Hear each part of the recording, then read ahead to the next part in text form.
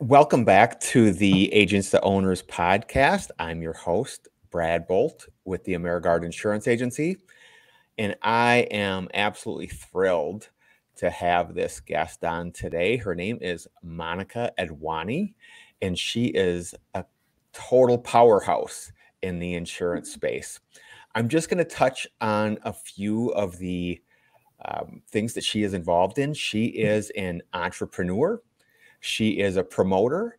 She is an operations expert. She is a managing partner at Savital Virtual Assistants. She's a speaker. She's a podcaster with Transcend with M, which has been running for over 2 years now. She's a connector, and she is a fierce advocate for women in the Latin community. Monica, welcome to the show. Oh Lord, I don't know if I can just top that. Geez, thank you. I'm really happy to be here with you. I've never had an introduction like that. Is that all I do? And it's not. And I mean, you could get into the weeds on every one of those topics. And I think what's so interesting to me is that you are not just involved in those things. You are a leader in every one of those categories. Which I don't know how you do it. There's only 24 hours in a day. I'm assuming you don't sleep. And that assumption is wrong. I do sleep. I love my sleep, actually. So my first question is, wearing all those hats and playing such a vital role in all those areas, how do you balance all of that? Because it's more than just putting it on a calendar. I mean, right. You have to be very detail oriented, which I know you are. But how do you handle all those responsibilities? Well, I have to say that being organized is actually become a virtue that I've been able to master, right? And it yields to organizing my life and compartmentalizing, and also delegating. It's just a combination of a lot of different things, but being organized helps me kind of like see where is that things need to go and whatnot. So one thing I have to say is that I do have the support of my family. You know, I'm a mom, I'm a wife, and I am those two things first than anything else, right? So I am very grateful that my daughter and my husband are very understanding, and they understand how passionate I am about what I do, because they know I do it for them. I do it for me. And they actually try to get involved in my things. Like my daughter, she's my social media manager, right? And she, while I am probably in a meeting, she's probably responding to some of the messages in social media and stuff like that. And then, you know, my husband helps me with the house. And I think once you are able to surround yourself with people that you can delegate and count on, it becomes a little bit easier.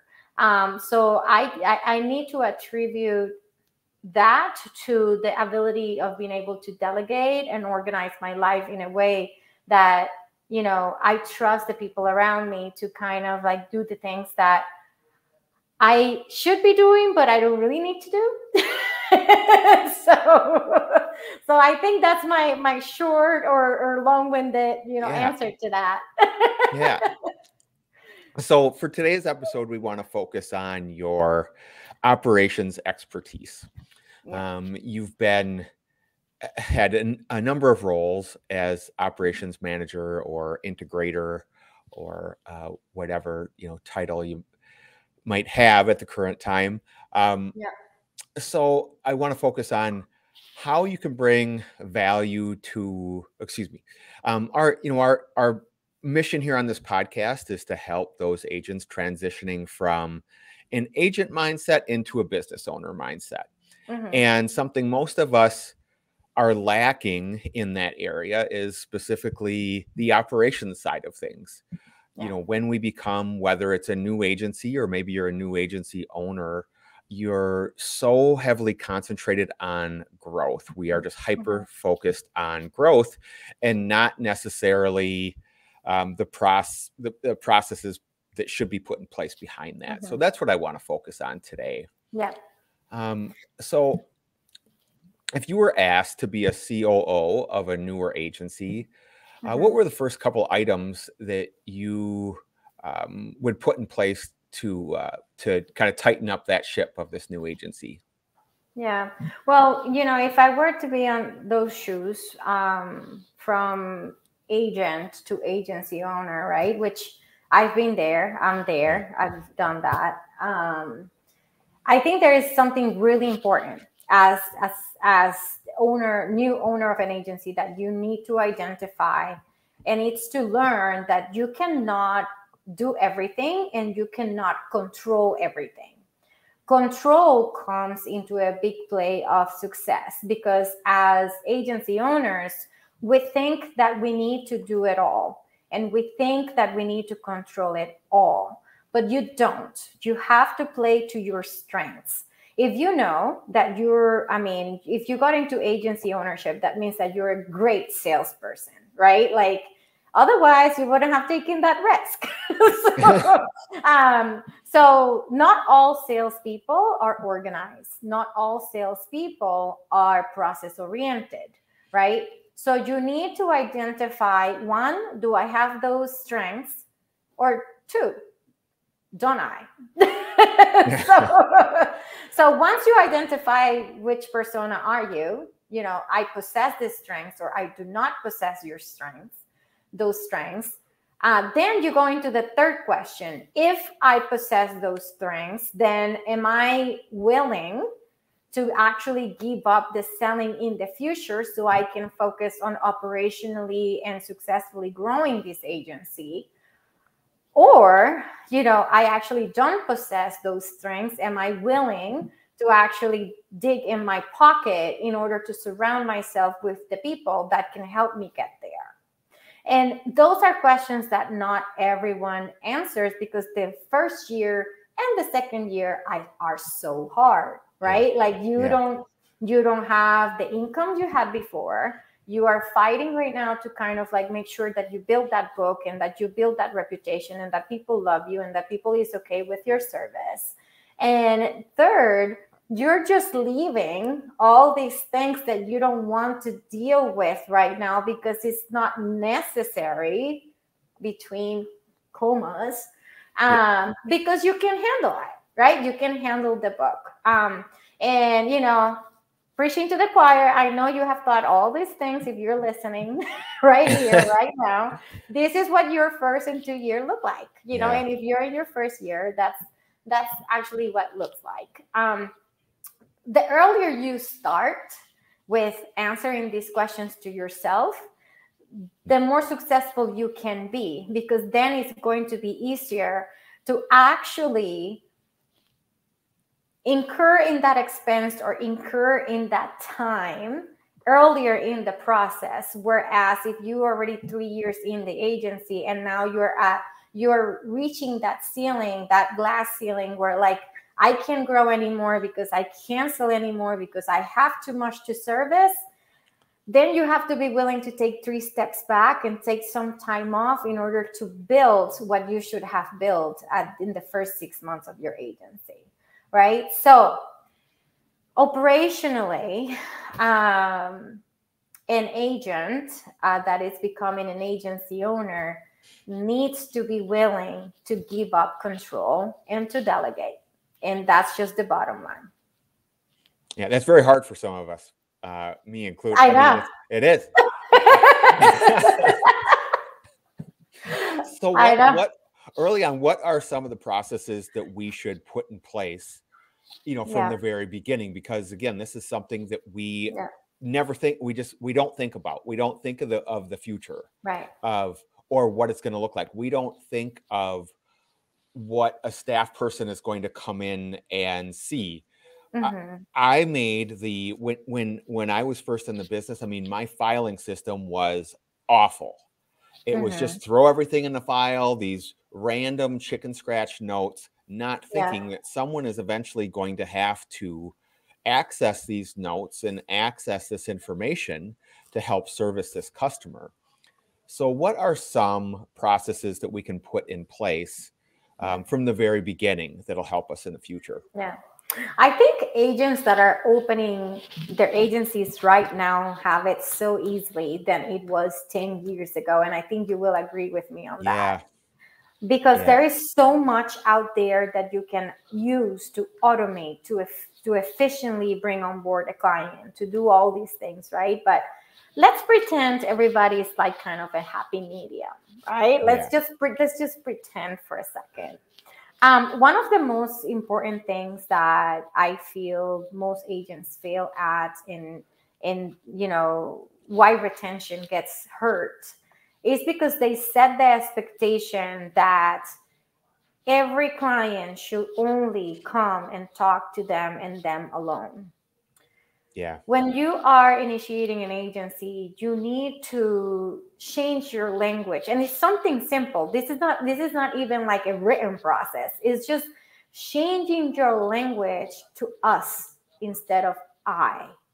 You Yeah. know, our agency, our team. Even if you don't have a team, even if it's Yeah. just your wife doing like the accounting on the back end, nobody needs to know who she is. But like, when you're talking to people, you need to talk about us. You need to talk about ours. Because when you talk to your client, when you know you're going to grow, right? You just started your agency, you know you're going to grow because that's your business plan, that you're going to grow. You probably need to add a person or whatever it is that you're going to do in a year.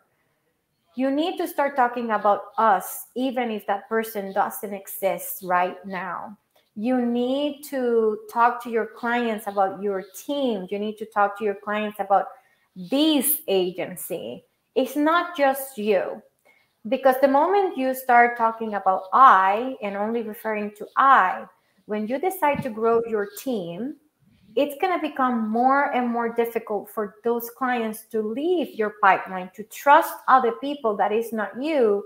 And that creates a ceiling for you to continue to do the sales that you want to do, or develop the relationships that you want to do, or have the relationships with the carriers that you want to do, or golfing on a Friday if that's what you want to do, right? Like, Yeah. it prevents you and it sucks up your time.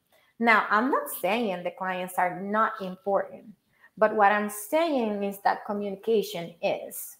And you always should be carving your communication for the future, not for the now. So when you are writing up that email, when you are writing up, that newsletter, when you're writing up that email that is going to go out to advise the client of something, even if it's just you, talk about us, talk about ours. And just that, when you start adding people, or maybe you got sick, somebody else has to call the client, it will make that transition a lot easier for you. And you will be able to delegate much faster because your clients are already used to hear us, ours. Why? It is psychologically there. Right. So if they hear and if they call and say, hey, Monica, this is Anna calling on behalf of Brad. He couldn't get to the phone, but as our team is working together, we want to make sure that you're taken care of. They're going to be like, oh my God, is he okay? All right, let's move forward, right? Like, it just psychologically makes a big difference. That's one. The second one is you need to create a automated process for renewals. This is where a lot of people also have a lot of issues, because we're just focused on selling, and then you just made a lot of money that first year, but then do you really want to equally work hard the second year, or do you want to retain more so you can kind of like level up your sales, right? So automating that renewal process is key, and setting the expectation in advance with the client is key. When you're closing that sale on the first year, you have to set the expectation. It's like, hey, we're going to be in communication the entire year, at least 3-4 times a year. I need you to call me if there is any changes. I need you to call me if you have any questions. I will get to your renewal between 60 to 30 days prior to your renewal date. So we will set an appointment so you can be on the phone with our team to review your policies, right? So you see where I'm going with Yes. this? Like it is Beautiful. really important. So integrate, work smarter, not harder. Integrate a system, a CRM or your management system, buy one that can provide you with that automation, where in your onboarding process on that first year, once you click that button that policy was sold, there is going to be a trigger of emails and a trigger of appointments that is going to be automatically set for you for that client for next year. And you don't have to pick up the phone. You don't have to write up an email. You don't have to remember. It's just going to happen. Yeah. And that appointment will be on whoever is going to make that call. If that's you, that's you. If it's somebody else, it's somebody else. That appointment is going to show up on their calendar, and that appointment is going to show up on the client's email at a certain point in time next year when that renewal comes into play. And you just increase from one touch on sales to at least 6 or 7 touches more upon your renewal, and you didn't have to do anything. So executing that at the beginning of the sale and having that process in place already for when you move that to sold, it triggers automatically, will save you a ton of time. Yeah. Beautiful. Beautiful.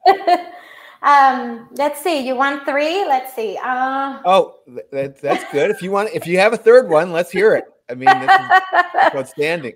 I think I saw 2 or 3. Let's see. Do I have a third?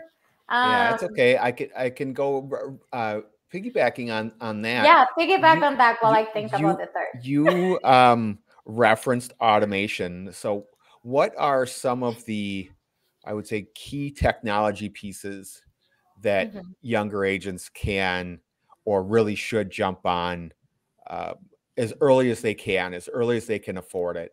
I think what you were referencing there with automating is, most likely done from a CRM, which there's a number of good, a very good CRMs in our space. What other pieces of tech would be very helpful to a young agency?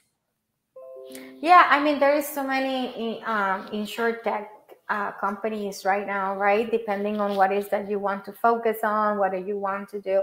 I mean, I can name so many, and this is not free advertisement for them or anything like that. But I can tell you, Insured Mind, by Roshan Jaiswal, it blows my mind every single time I see something new coming up. They have an amazing integration, and they have sales, service, and everything built up. And I know a couple agents that use them already, and it's pretty fabulous. It's the possibilities there are endless. You have Agency Zoom, you have Better Agency, you have Rocket Referrals, you have Agency Revolution, you also have a bunch of others that you have Donna, which is not a CRM or not a AMS. Donna is a system or a tool that reads into your system or your calls and stuff, and it tells you like what to do next. Like, it's just so much in there.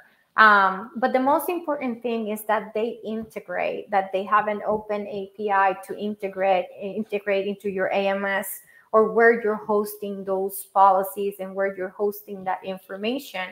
Because right now, it definitely doesn't exist, the vertically integrated system where you can have all in one. So you need to really research and read and say, I want my agency to be here in 5 years. What is going to get me there? Because, we all have that shiny object syndrome where we're like, oh my God, that is so cool right now, right? And we just go and purchase it and we never use it, or we use it for a month and then it's like, Yeah. So you have to think 5 years from now, where is this going to be? How it's going to help me? Like, if I'm going to build my agency process around this thing, is it going to be around for that long? And is it going to help me for that long? Right? Because the worst thing that can happen is that you build your process around something that will not exist, or Yeah. it might not be in business for a long time. So those things are also have to be taken into consideration, because even though we all do insurance, and insurance is the same, our processes depend on the systems that we have in place in order to help our agencies grow. So you have to make the decisions based on how the future of those other systems are going to look like, right? So I would say definitely take a couple demos, research very well, talk to other agents. Oh my God, the amount of people that don't talk to other agents. Like, if you know somebody else is using them, request a referral and say, I want to have a one-on-one with you to see how you're using this in your agency. They will say yes. Yeah. Yes. Red alert, they will Hap- say yes. Happy to help, because we know Yeah, we were in that same position, right. so we know what it's like and where they're at. So that's the way that I feel. The Yeah, knowledge that I have, we have to figure things out on our own, and we know that it's hard and we don't know where to yeah, go. yeah. So it's I've The been good, so pleasantly surprised with that, how so many others are willing to help mm-hmm. show you the way. So it's Yeah. fantastic. Yeah. And there are other companies out there like Catalyst with Steve Anderson that you Mm, can just go in, type, I need X, Y, and Z, and it will tell you, like, these are all the insurance techs available for you within that realm. okay. Right? So you have a ton of resources for you to learn how to properly grow your agency. And then the other thing that, agents don't think about is coaching. Coaching is extremely important. Yeah. You really need an external voice that can tell you this is what you need to do. From time to time, not all the time, Yeah. because you respect that voice more than the two voices fighting on your head. Yeah. And it's at a third point of view that you take it or leave it, but it is a point of view that could be valid if they have no ties into your business, right? So they have ties to see you grow, but not ties into your business. And sometimes our judgment is clouded based on our emotions involved in the business and the bank account. So coaching is something really important as well. Like, you have people like Carrie Wallace, you have App Insurance with Kelly Donahue, and she's adding an amazing coaches like Heath and others that are helping her too. Us, we provide coaching, and we provide, like, I am usually the person that is giving the coaching to other agents and stuff like that. Like, we have so many resources on this amazing industry. We just need to leverage them, and we need to be able to have a humble approach and say, I need help, Yeah. because you cannot do it all by yourself.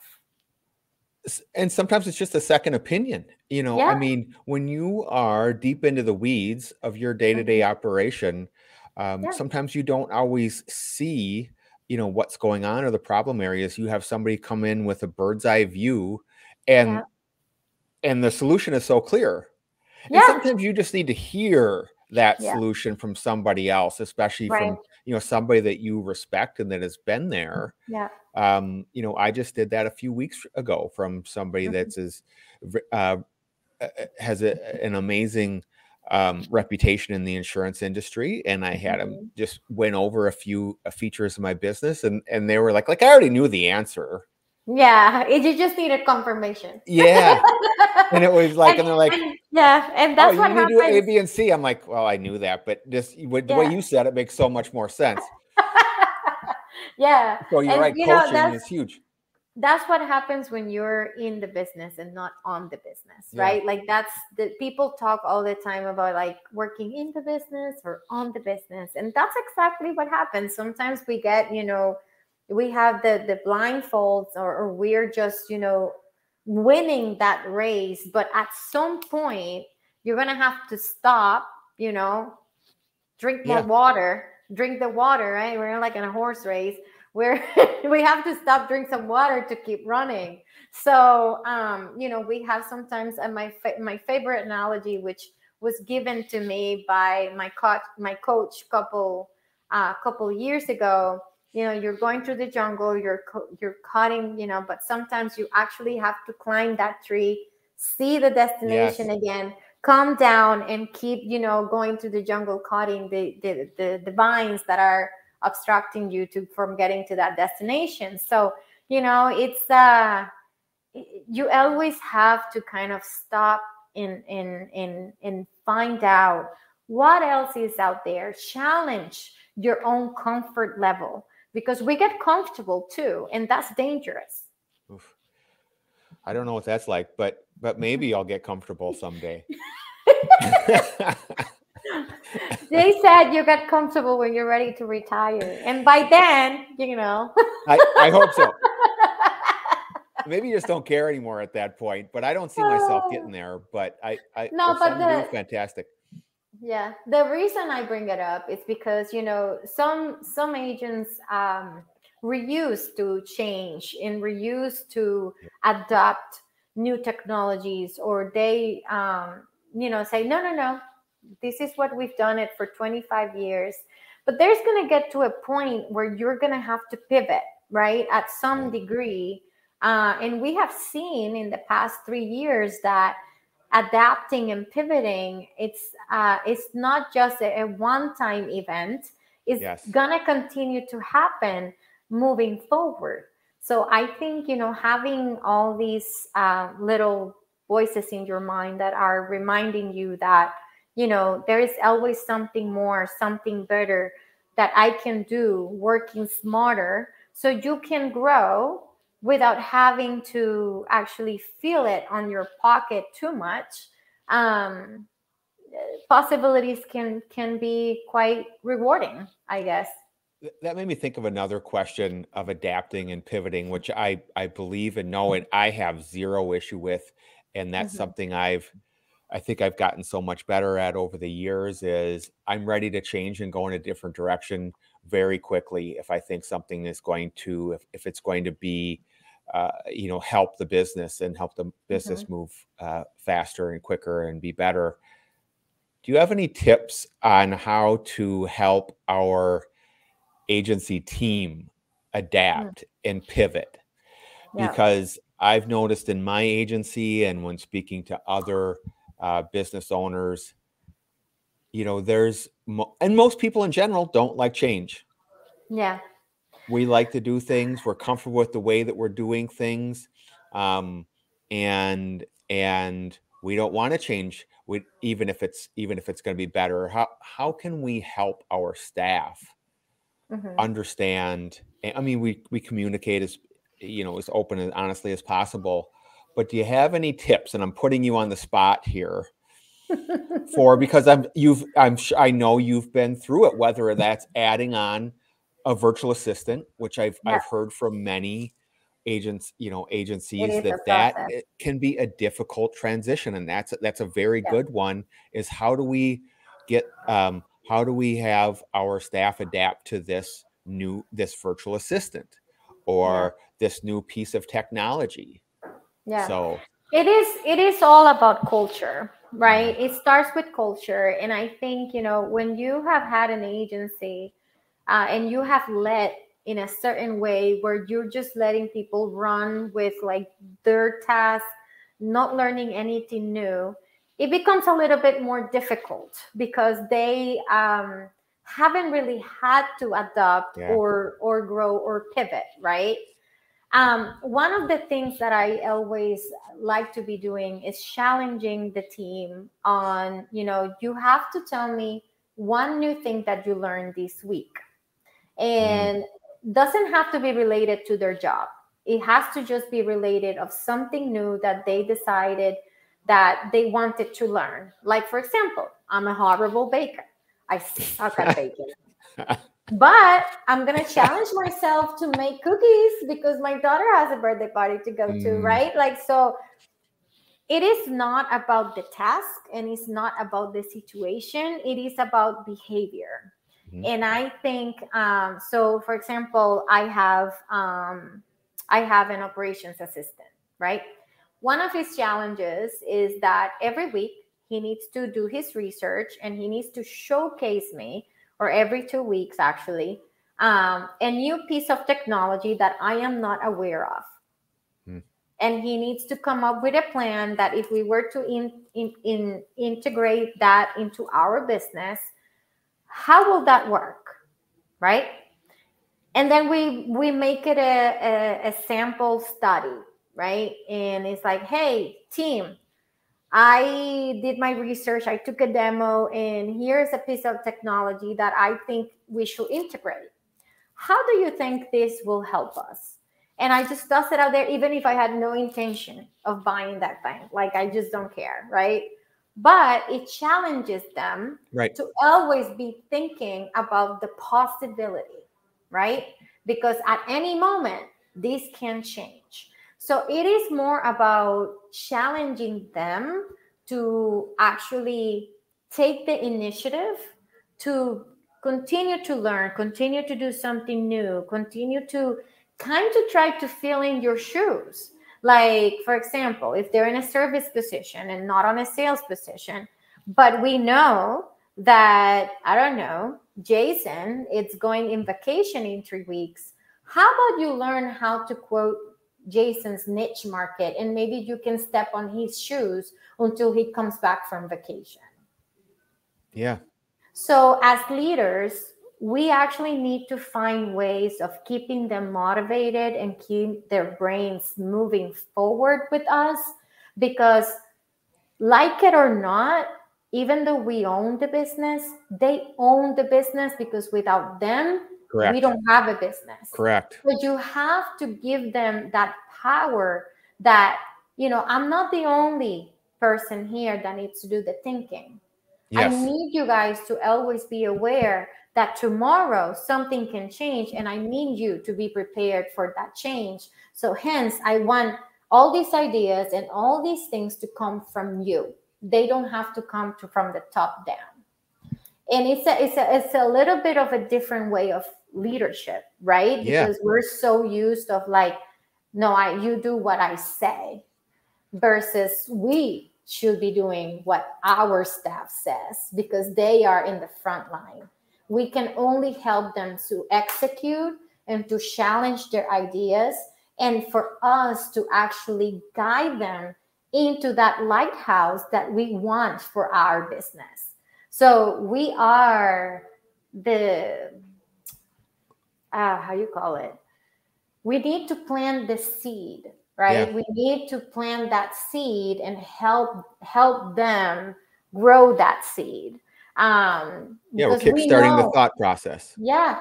Absolutely. So I think it's all about behavior. We have to incite that behavior. And it starts with us throwing things out there so they can think on their feet and that they can be on it, right? Like, hey, I don't know, Anna, I need you to actually start thinking how this process that you do can be done more efficiently. So can you talk to the rest of the team and see how we can kind of cut about 5 minutes of that time? Instead of you going to your office and thinking, shit, Anna spends too much time on this task. How can we make that better? It's not your job. It's their job, because they are the ones doing it. And if you continue to make all decisions, at the end of the day, when you really want change to happen, you're not going to get buy-in. Yeah. And what you just referenced of requesting that Anna teach the rest of the team, she's going to learn from that experience by researching it and then having to communicate it. And that gets the conversation going with the rest of the group. That is gold. Yeah. And leading it and getting buy-in from the rest of the team. Now we're not complaining, we're solving problems, right? And you just move your entire team from complainers or from like, ugh, I don't have enough time, to like, I actually have the capacity to make this change. I'm going to find a way, and then I'm going to tell Brad how I'm going to make it happen. Yeah. And that's it. Beautiful. Taking a backing up just a little bit to, you mentioned earlier that things are probably a little easier now for younger agencies because because there's probably more resources out there. We don't always have to reinvent the wheel. Right. For example, when I figured it out that I needed written processes, I was thinking of, oh, where do I start? And then I just started from scratch, and I took down, okay, what do we do when we take a quote? What do we do when we take an application? And I wrote those down, and then I shared with the team, does this look right? Am I missing anything? What resources are out there so we don't have to start from square one? Or what resources are you aware of that can help us with some of these processes? Well, I mean, it's difficult because every agency works a little bit different, right? Everybody has their own way. But what you can start with is going into the groups of your CRM, right? You know that there is a bunch of people that already use your CRM. So go into that group, that being Facebook or LinkedIn or whatever that group for that specific system is hosted. Some of them have like online platforms, blogs, like, for example, AMS 360 has NFView, right? And Easy Links has a Facebook group. And, so you go there, and they already have pre-written processes on how to specifically use the system, right? So if you go and you extract that, this is the process on how to do commissions, or how to do this, or how to, make a new policy. All you have to do is copy and paste it, and then you integrate how Brad Bolts does the rest, right? Because the system works the same way for everybody. But then you just have to plug in our agency, this is our preference, right? But then you didn't have to write that whole thing, right? So kind of like utilizing the resources that already exist. And then the other is video, right? Like right now, nobody has the time to read 101 pages of anything. So I personally use a lot Loom. I use Loom for everything. Like I do too. Every training, anything that changes, anything, I just create a video. And I have a video library as of like, if you just forgot how to do this specific thing, you just play that video and it will tell you right away. It takes you a little bit of time, but use the experts in your agency in order to record that video. It's 5 minutes, right? Yeah. Some of them, maybe you need to go to like Zoom or whatever to record longer videos. But video is a beautiful thing because, you don't have to be repeating yourself, and everything is recorded, it's consistent, and it's a repeatable process, right? So video is a wonderful thing, supported by documentation, because there are certain things that, you do have to have in a written format, templates and stuff like that people can go back, reference to, copy and paste from, right? So I think right now for me, the biggest success has been video. Having an insight library of everything we do, and then the written process to go with that, by the experts within our organization, because not everything has to come from me. No, and to your point with you utilizing some of those Facebook groups, and heck, some people they'll just send you their whole process and procedures manual. They will. I know someone that would. Well, which is so huge because you just like anything else, you take what you want and leave the rest and add to it. And again, that's not starting from scratch, but it's so utilize the resources that you have. Don't be afraid to ask. You are Right. not alone, because a lot of Right. times as new, business owners, agency owners, it can seem like it can seem like you're alone and nobody else really understands what you're dealing with, but you're not. And that's why with these groups, there's so many people that are willing to help. So don't be afraid to ask. Right. Take what they have. You'll get some ideas from it, and put your own spin on it from there. Yeah, 100%. 100%. And it's so many people willing to help too. So much information out there. You can Yeah. even, you can even go into other companies' processes that are not within insurance and see how are they Yes. handling their customer service. How are they getting, these 5-star rating, stuff like that. Like you can use so much from Yeah. everywhere that is not insurance too. You just have to be willing to do the research. You must get from all the people that you connect yourself with. And if you go onto your page, if you ever want to visit, it's monicaadwani.com, and you can see all the people that she is connected to and all the people that she promotes. But by cross pollinating, if you will, with all these different companies, you can learn so much Yeah. outside of the insurance industry. Yeah, Correct? because they Yeah. all have to, you have something to learn from everybody you meet. If you are in the mentality of like, every person I learn, I need to learn something new about them and from them in regards of how they run their business. That's why I love, interviewing people in their stories. Yeah. You never know how resilient and how many resilient leaders are out there that decide to run their businesses their own way. Yeah. But at the end of the day, when it comes to like operations, there is just one rule. And I can give you my recipe, but if you don't execute, that you're not going to succeed. And that's where we all kind of meet in the middle. Execution is key. So we all are very successful because execution exists, right? So you have to be willing to learn from others how to better execute in your business, and that's the recipe for success.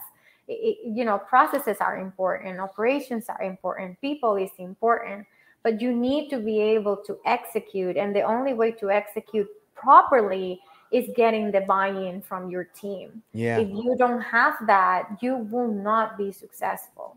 And that's just proven. No one has built an empire on their own.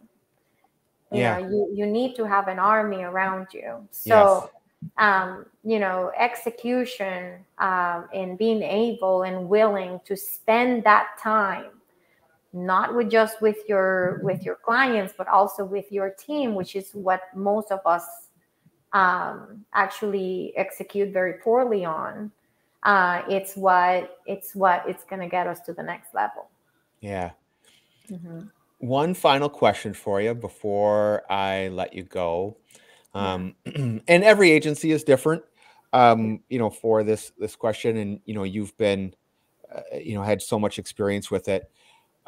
We talked about, there's only so much that we can do as owners, and it's so important to delegate. And what I learned fairly far into my ownership career was the importance of outsourcing. Yeah. What would you say, or in your experience, have been the best functions that we can outsource?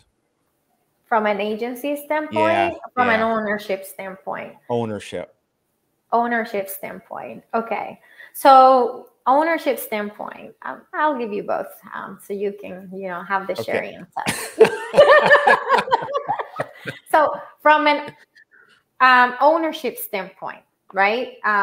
Things that you can delegate, finances. You can Yes. delegate finances. Yes. You can outsource finances, even though it's a Yes. little scary.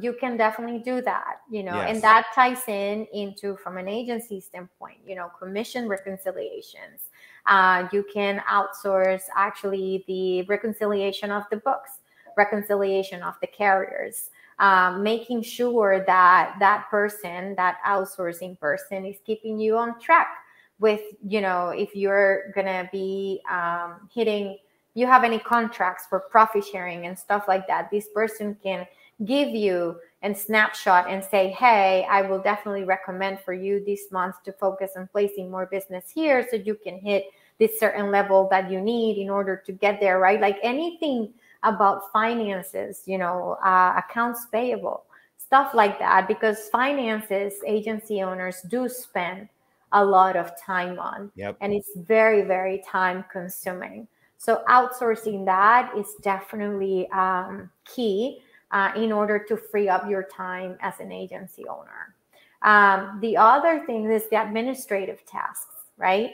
As you guys know, Troy Thompson is my business partner in Sabado, and our executive admin, Amin.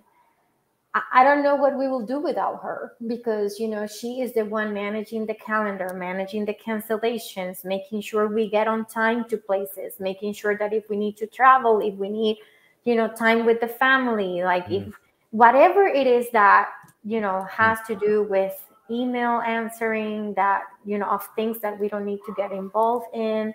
And at the end of the day, she just gives us a summary and say, hey, Monica, I responded to these people, this is what they were looking for, make sure that you give them a call. Or like, I responded to all these, you have all these podcasts set up, you have all these meetings set up with marketing reps, this and that, right? Like, I only need to spend an hour with her instead of spending 3 hours answering like to all these emails, all these appointments, all these things that I, really take off my time. So from an agency ownership standpoint, setting up appointments with clients, setting up appointments with referral sources, lunches, dinners, events, finding out events, all these stuff that needs to be done from a how you call it, the from a time management standpoint. I'm so tired already. Jesus. Yeah. It's 3:00, man. I'm just exhausted right now. I partied too hard last night. Oh boy. I had a it was Monica's birthday yesterday, so I'm sure I sure hope you celebrated a little bit. I went too late to bed. It was 9:30, so I needed to go a little bit earlier. I partied too much. No, anyways. But anything that has to do from a time management standpoint, you can delegate, because you don't need to do everything. And at the end of the day, you will continue to have that relationship. You will continue to talk to everybody. You just don't need to deal with the back and forth and coordination of things, right? So that administrative side, you can also delegate as well. Another item from an agency ownership standpoint, it's like, written processes and stuff. Like you can have your staff and an outsourcing person tackle that. And then you just have to meet with people once a week and say, is it working? Is it not working? What do we need to change? You can have quality control people in place in order to make your life a lot easier, so you don't have to spend your entire day in like issues with clients, right? Because if you have a good system, you shouldn't be having those issues unless it's something catastrophic like a claim or stuff like that sometimes need your involvement, right? So those are very good 3 key items. And then if you decide that you are doing the sales, right? Because this goes back in a big circle, right? If that was your decision as agency owner, that you still want to do sales, then you need to have an outsourced person that can do the onboarding for you. Do you really need to send the applications? Do you really need to hit that submit button? Yeah. Where can I save time? Do you really need to make that payment? Do you really have to email that stuff? Like, just ask yourself questions about, do I really need to do this? Or do I really need to just quote, present, get the agreement, and move on. Yes. Right. So from that standpoint, I think those are key items that an agency owner can save so many hours during the week. And instead of having a 90 hours a week, you can just reduce your to 45, right? So, Yeah. and then go and teach your football or whatever it is that you love to do for personal gain. Yeah. Whatever makes you happy. I don't know. My kid is getting older, so she's, I don't spend too much time on the field or anything like that. Yeah. But like, what is that you want to really spend your time on? And that's where, where the beauty comes in. Monica, thank you so much for your time today. I know your schedule. It's very tight, so I am so appreciative. So many amazing takeaways today. I could not be more grateful that you took this time. I hope it helps somebody. Oh, it is. It'll help somebody. Hang on real quick. I'm just going to chat with you real quick, but I'm just going to wrap this thing up. Once again, Monica Adwani. You can reach her at monicaadwani.com. You can reach her on LinkedIn. Anywhere else, if someone wants to get in touch with you, that they can reach you at? Those are my two professional things. So if you go to my website, there is a schedule thing there. You can spend time with me, schedule time with me. LinkedIn, I live there. That's one thing I manage. So yeah, you can reach out to me in either or. That will be fine if you want to talk or you want to chat. Again, thank you so much. Thank you for listening to another episode of the Agents to Owners podcast. We will see you next time.